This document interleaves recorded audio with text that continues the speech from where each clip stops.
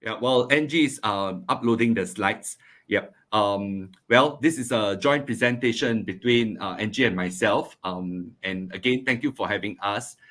In the next slide, you will probably see a bit of what the university is doing. As a university that is pretty young, we are barely 10 years old. As an autonomous university means a public university funded by the Ministry of Education in our country. So we were appointed in 2014 to be the fifth public university. So today we are just about 7 years old. And when we were first introduced to Lean Global Network, we were just barely 1 to 2 years old, right? And the challenge for us is to really look at how we can partner friends like the Lean Global Network to strengthen our industry linkages.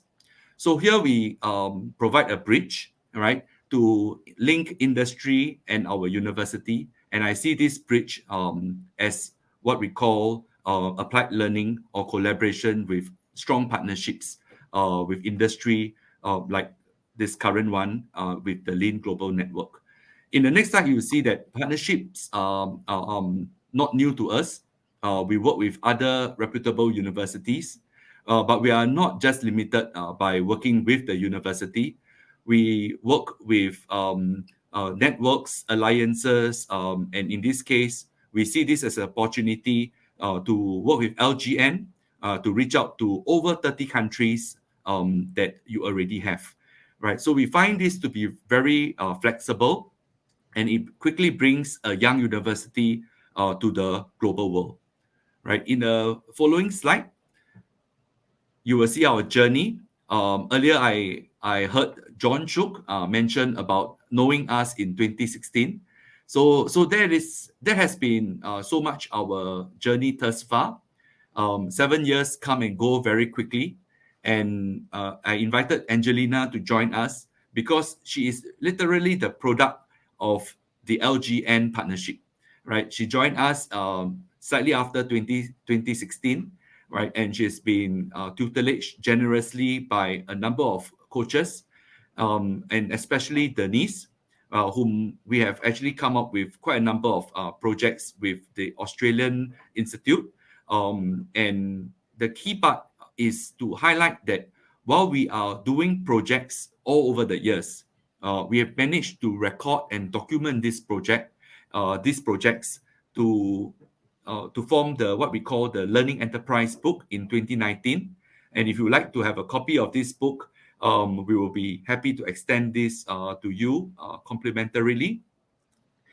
Just a point to note is that for our good work in with Lean Global Network, doing lean thinking and practice, the important part is that the nation is recognizing the efforts. And in most recent years, we have been appointed the National Center of Excellence for Workplace Learning. And in this center, which I am leading it, we are also introducing beyond lean projects like Scrum, work improvement techniques, design thinking, and many other initiatives. Right. So how do we go about doing these lean projects? In the slide that you were about to see, you will be able to see the entire network on how we identify the training need of the companies. We co-create countermeasures with our partners. And the last point I want to share specifically is that we document this workplace learning. We often find ourselves guilty of wanting to do the project quickly by co-creating countermeasures with our partners, but we sometimes are guilty of not documenting our story. So it is my job, and I see it as my job to remind colleagues like Angelina to not just be quick at doing projects, but also to documenting them. And to us as a university, the documentation serves two purposes. One is to create an institutional knowledge of our work, but that's not so important. The most important, right, is really to use these case studies as a way to teach our new generation of engineers new generation of workers that pass through our doors. Upon their graduation, they will be able to learn meaningful case studies from these projects with the companies that Angelina and her team are doing.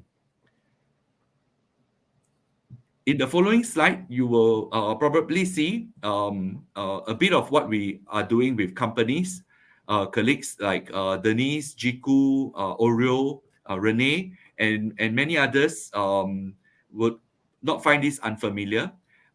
We typically do two phases of our training. In the first phase, we scope the project and we identify the training needs. So many of you would find this to be very familiar, very common, right? But what is uncommon in the non-LGN world, right, is in phase two. LGN colleagues will all know that we are all guilty of not just scoping and training. We also would like to implement the projects alongside with our partners. And this is something we are very proud of, and we will continue to work with our partners to actualize the training and allow them to implement these projects. Next slide. All right. I wanted to share a bit more about what the workplace learning future looks like. And increasingly, this is what we have been doing, and we found this to be very, very useful, right?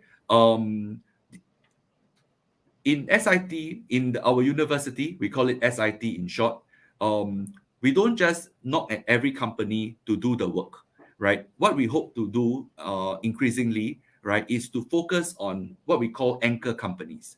These are Hi, major Sean. companies. Hello there. If you can see the chat, there is a link for do the testing on the room. And please. you will see these anchor companies that we work with, and we are hoping that these anchor companies will then reach out to a wider learning transformation sector, which is in the following click, which Angelina could help us, right? That deals with sector transformation, right?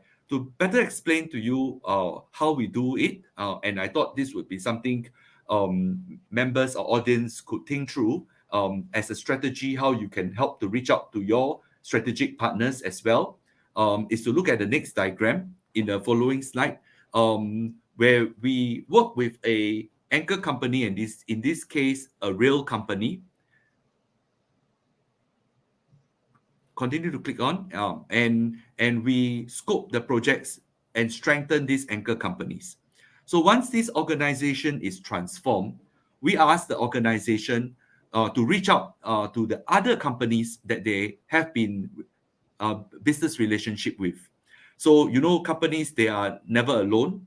They always get supplies from the smaller companies, right? And in this case, if it is a real company, they actually get support from the maintenance companies. They get support from the cleaning companies.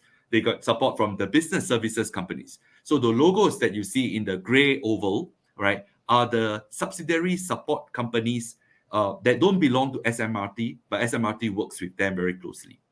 So what we are trying to do, and I'm trying to share, is that while we focus on an anchor company like SMRT, which is the inner circle, right, we encourage the inner circle to work with the value chain companies that they have been working with, so that we can also help them upgrade and upskill their workforce.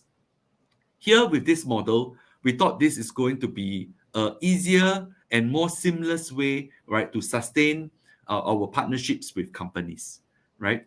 In the following slide, right, you will see in a short 1 year, we have reached out to companies in cleaning, in building facilities, in waste management, in calibration, in auto parts, and in advertising, just by focusing on one real company, right? So by focusing on an anchor company like the Singapore Mass Rapid Transit, right, we are able to now very easily reach out to many other subsidiaries, which we can do lean thinking and practice alongside with our anchor company partners. So how do we go about doing this is to continue to focus on being learner-centric, right?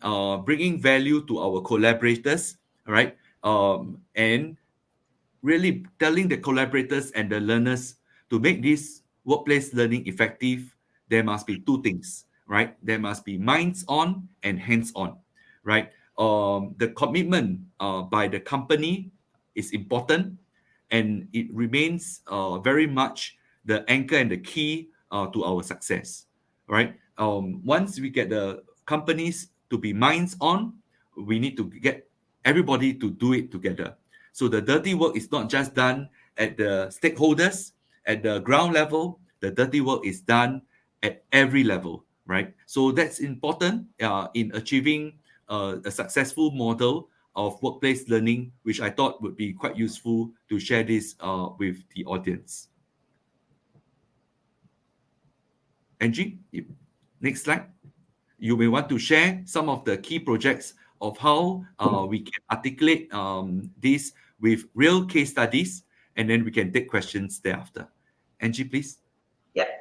Thank you, Arthur. Good morning, everybody, and afternoon and evening to all around the world. So I'll now be sharing with you on some case studies of lean improvements that we have been doing with companies from various industries. So one of our first engagement with the industry when we were first set up at LTIC was with a well-known local residential home for the elderly. So lean coaches Alistair Lee from Australia and Carl O'House from the US were our very brave pioneer lean coaches who stepped up to collaborate with us on this, and we are very appreciative of them for doing so. The problem that this eldercare home presented us was not an easy one. With the manpower shortage of nurses in Singapore for the past decade, Singapore brings in foreign talent from various countries all over the world, and in this case, they had nurses from 11 countries with different levels of education from their home countries, and each bringing a different preconceived set of care standards for patients. So the director of nursing did not have an easy time with different standards of care delivered to the patients.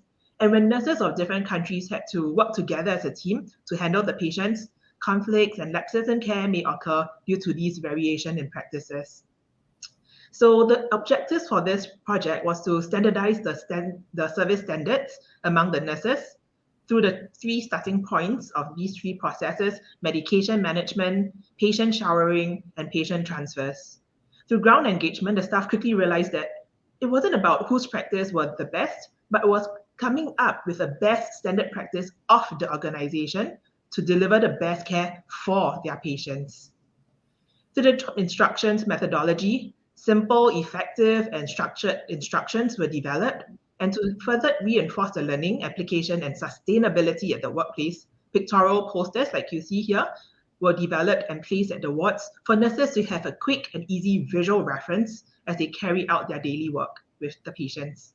This was also used as the basis of training new staff when they came on board. So this very early project garnered good feedback and enthusiasm from the ground staff, and it was really the first step and taster of lean for them.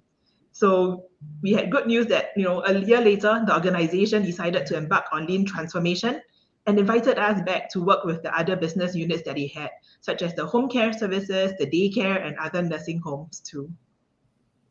For this next case study, it's about the National Heart Centre Singapore, Singapore's top cardiac hospital that we've been working with for the past 4 years. This was done in collaboration with Denise from the Lean Enterprise Australia. As our LTIC Centre became bigger and began to gain traction with the industry and picked up momentum, NHCS actually heard that we were working with LEI and LGN and approached us. So this organization is a great example of having an extremely strong leadership support for the lean transformation, with the MD himself personally making time to sit in for some of the sessions to show his support for the teams. The lean champions are also great to work with, and with what we did. And what we did was to provide a learning environment for them, to equip them with the lean knowledge, and staff were empowered to apply and solve their problems. We could really see a change in mindset where they now look at problems as learning opportunities rather than, oh no, problems happen and let's quickly sweep it under the carpet. We have worked with them on several improvement projects, reducing the waiting time at the specialist outpatient clinics, the echo lab, the pharmacy, improving utilization of the cath lab procedure rooms, and improving the flow of ICU. Recently, we have just embarked on another new one where we've trying to improve the discharge process with the general wards. And for this piece of work, besides Denise, We're also inviting and collaborating with Oriol from the Barcelona team of LGN.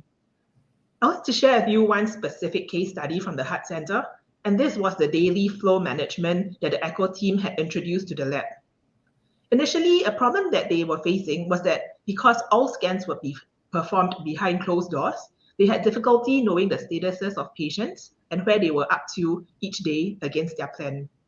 So for the cardiac technologists who were doing their best in each room, there was no one single person overseeing the flow of patients.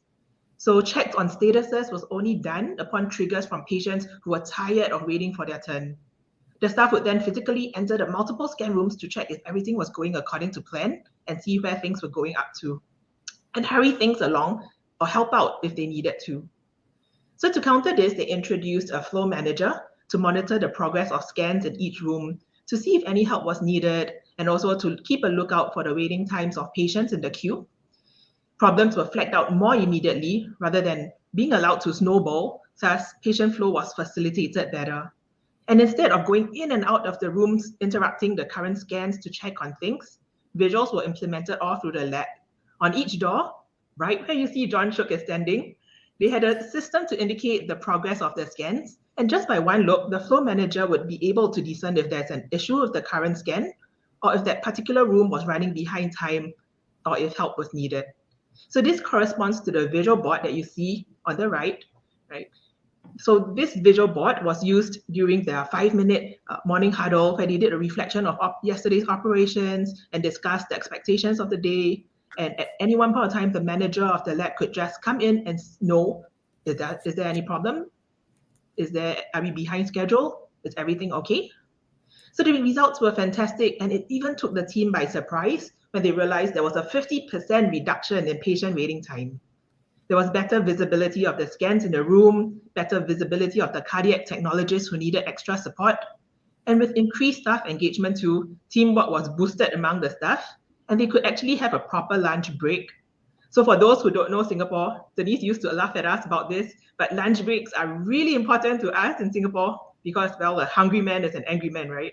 So when we have proper lunch breaks and we eat with our colleagues and use the time to catch up with one another, there's better morale and better team bonding. So in this case, the Echo team was also able to knock off more on time with the smoother operations. In the next case study, we worked with a food catering company, Four Seasons Group, on their central kitchen and warehouse. So this was done in collaboration with Oriol from the Spanish team, who has so much experience and passion in lean in the food industry. The company wanted to improve on their space utilization and processes at their warehouse. And as we went to the Gemba and did the observations, a spaghetti map was used to chart out the motions of the people picking the items from the warehouse during peak hour, near the lunchtime, just as food was about to be ready to be sent out to the customers. So this was the spaghetti map, where we realized that there is a lack of flow with a high potential of staff to bump into one another with all the big heavy equipment that they were carrying. So it's kind of a hazard too. So it resulted in some items being forgotten, only to be realized when they reached the customer's catering venue and they had to call HQ to bring for extra manpower to bring the item to the customer's place. 5S was implemented throughout the warehouse, and flow was created, ensuring that items were picked in a systematic manner and in one directional so that staff wouldn't bump into each other. And this resulted in a reduction of more than 50% of the space required, and also shortened the time required to pick and pack and order. Another interesting observation that was made was that there was a staff that was spending a lot of time prepping each day, 3 hours to repack items. For example, they had a trash bag that came in quantities of hundreds from the supplier, and she took out one from the pack, folded it nicely into neat squares, and for plates and bowls and cutleries that came in hundreds, she took them out from the packaging and painstakingly counted 30, some magic number, packed them up nicely in saran wrap, and put them onto the shelf. Sounds good, right? But when we observed what the staff were doing when they're picking the items, was that they tore the packaging away and took the number that they need, which varied 45, 70, 80. And for the trash bag, when they reached the catering venue, they would just open it up and place it somewhere in the corner. Nobody could tell or care whether it was neatly folded before this or not. So this 3 hours of daily work eliminated, and she was put to better and more value-added work in another department.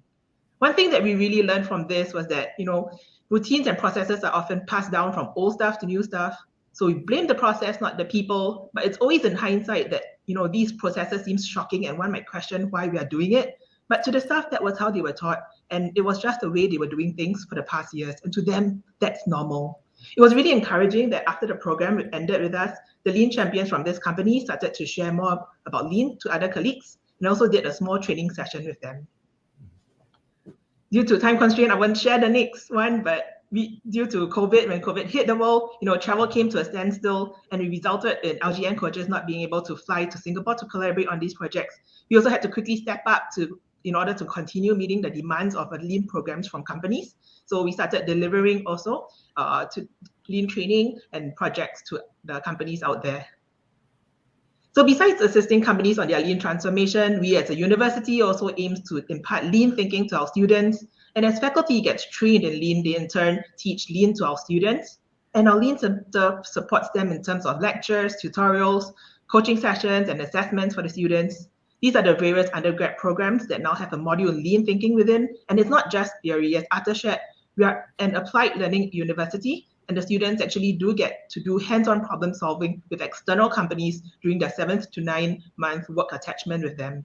Thank you so much, Angie. I'm glad you mentioned the students. That's as you know, that's my favorite part. But so impressive what you're doing. Thank you, guys. For joining us and for presenting today. It's wonderful. Thank you, John. Yeah. Thank you, John.